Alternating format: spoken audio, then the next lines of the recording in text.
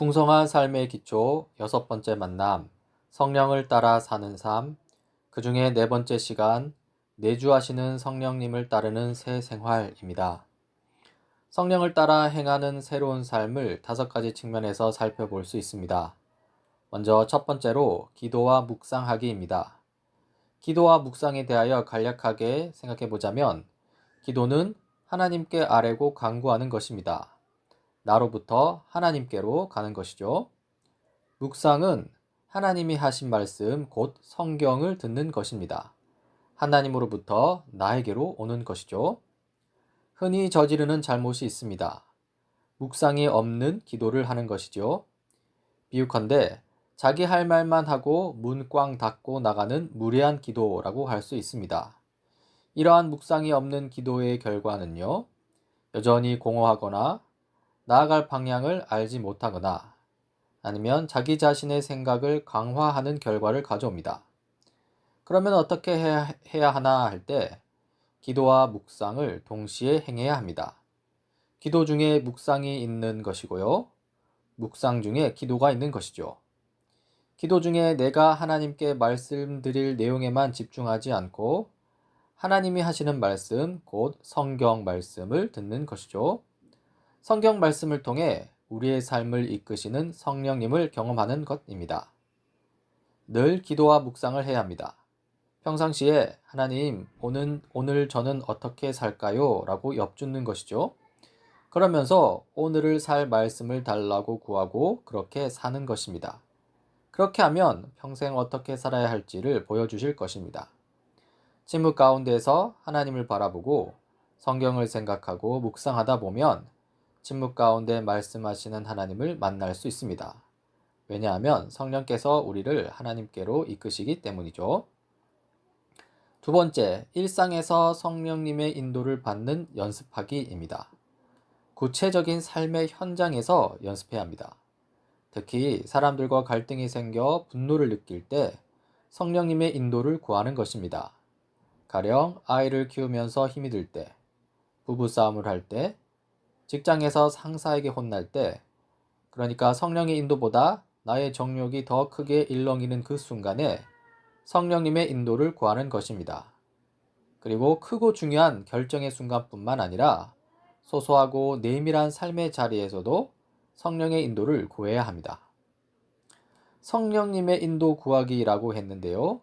성령님의 인도를 받기 위해서는 성경적 원리가 머리와 마음에 서 있어야 합니다.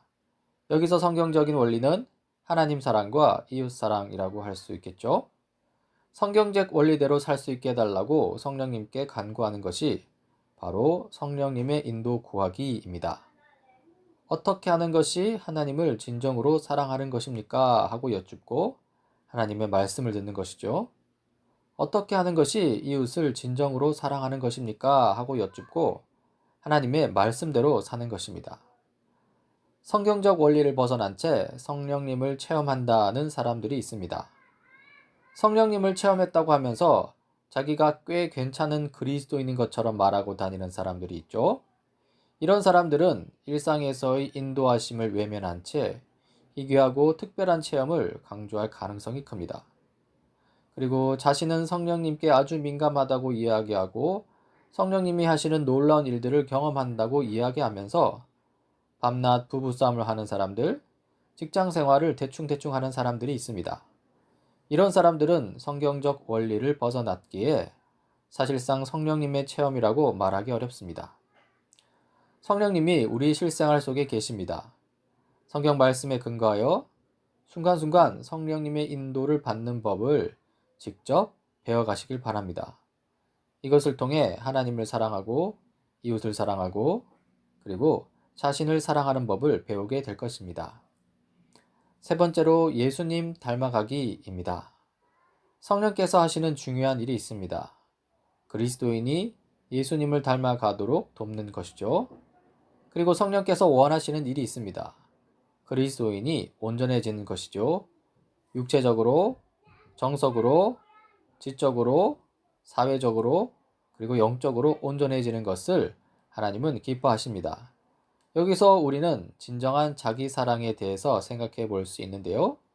성령께서 우리에게 원하셨던 원래의 모습이 되어 가도록 애쓰는 것이 진정한 자기 사랑의 모습입니다. 그렇게 자기마저 가진 개성과 재능을 소멸시키지 않고 아름답게 완성시키는 것이 진정한 자기 사랑이라는 것이죠. 그러면 어떻게 하면 예수님을 닮아가는가 질문할 수 있습니다. 네, 바로 기도와 묵상하기입니다. 그리고 일상에서 성령님의 인도를 받는 연습하기입니다. 이미 앞서서 살펴본 것들이죠. 이것은 이론이 아니라 실제입니다. 3, 4년 지나보면 압니다. 성령님이 우리 속에 계시다는 것을 무시하고 살면 3년 후에도 그 모양 그대로일 것입니다. 기독교에 대한 교양이 조금 나아질 수는 있겠죠. 하지만 예수님을 오래 믿었건 아니건 관계없이 단 1년만이라도 성령님과 동행하는 연습을 하면 1년 후에는 자신이 균형 있게 성장해 가는 것을 발견하게 될 것입니다. 이제 네 번째로 성령의 전인 교회를 사랑하기입니다. 성경 구절 몇 부분을 읽어보겠습니다. 그리스도 안에서 여러분도 함께 세워져서 하나님이 성령으로 거하실 처소가 됩니다. 에베소서 2장 22절이었고요. 성령이 여러분을 평화의 띠로 묶어서 하나가 되게 해 주신 것을 힘써 지키십시오. 에베소서 4장 3절이고요. 그리스도 안에서 건물 전체가 서로 연결되어서 주님 안에서 자라서 성전이 됩니다. 에베소서 2장 21절 말씀입니다. 이 올바른 신앙은 공동체 신앙입니다. 우리는 그리스도 안에서 새로운 공동체, 곧 교회에 속하게 되었습니다. 그리고 이 교회 공동체를 하나로 묶으시는 분은 바로 성령님이십니다. 즉, 우리는 성령님 안에서 하나로 묶인 교회를 사랑하며 성장과 성숙의 유익을 누리는 것이죠. 한편 잘못된 신앙이 있습니다.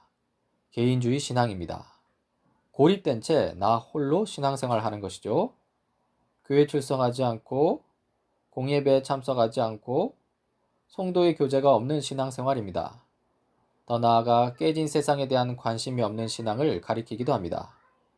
이러한 개인주의 신앙은 신앙 성장이 더디거나 아니면 아예 신앙이 소멸될 가능성이 있습니다. 다섯 번째로 성령의 마음으로 세상을 바라보기입니다.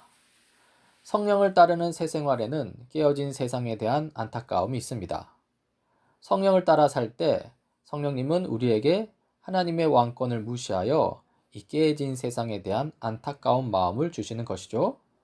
성령을 따라 새 생활을 하다 보면 깨진 세상에 대한 깨달음이 더욱 선명해지는 것이죠. 지금까지는 나 자신만 생각하고 살았는데 이제 세상과 이웃이 눈에 들어오기 시작하는 것입니다. 이 세상을 구원하시는 성령님을 바라보고 신뢰하는 것, 이것이 바로 성령을 따르는 새 생활이겠죠. 누가복음 4장 18절 19절입니다. 주님의 영이 내게 내리셨다. 주님께서 내게 기름을 부으셔서 가난한 사람에게 기쁜 소식을 전하게 하셨다. 주님께서 나를 보내셔서 포로된 사람들에게 해방을 선포하고 눈먼 사람들에게 눈뜸을 선포하고 억눌린 사람들을 풀어주고 주님의 은혜의 해를 선포하게 하셨다. 여기서 주님의 영은 성령 하나님을 가리킵니다. 그리고 가난한 사람, 포로된 사람, 눈먼 사람, 이 억눌린 사람들은 이 깨어진 세상을 가리키겠죠. 이렇게 깨진 세상을 성령님께서 회복시키십니다. 기쁜 소식을 전하게 하고 해방을 선포하고 눈뜸을 선포하고 풀어주고 은혜를 다시 선포하시면서 이 회복과 구속의 사역을 하시는 것이죠. 그리고 이러한 성령님의 구속 사역 중에서 우리는 세상을 향한 우리의 사명을 발견하게 됩니다. 이 성령님과 동행하면 자신이 깨진 세상에서 어떤 사명과 역할을 감당해야 할지 성령님을 통해서 인도하심을 받게 되는 것이죠. 그리고 그 인도하심대로 사는 것입니다. 이지막 부대에 배치된 이등병도 군인이고 베테랑 특전사도 군인입니다. 특전사가 되고 싶다면 성령님이 이끄시는 대로 살아야 합니다. 그렇지 않으면 만년 이등병에 머물 수밖에 없습니다. 성경은 우리가 성령님을 따라 성장할 때 예수님과 같은 모습, 하나님이 원래 원하셨던 온전한 모습에 다다를 수 있다고 말합니다.